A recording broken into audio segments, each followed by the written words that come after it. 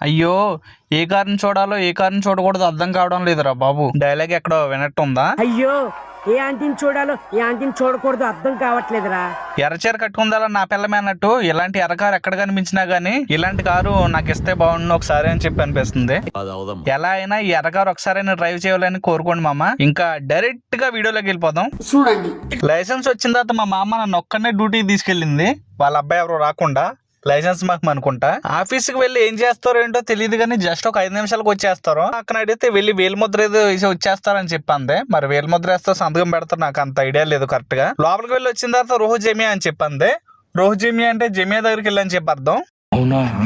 అక్కడ తొక్కిన గారు జమియా దగ్గరికి వచ్చిన తర్వాత బ్రేక్ కొట్టాను. పార్కింగ్ మాత్రం డోకానే లేదు అసలు. నాకు నేను తోలే కార్ కి డిసేబుల్డ్ పర్సన్ సర్టిఫికెట్ ఉంది. ఈజీగా ఎక్కడికి వెళ్ళినా ఎంట్రన్స్ లోనే పార్కింగ్ దొరుకుతుంది, ఏ ఇబ్బంది పడకుండా.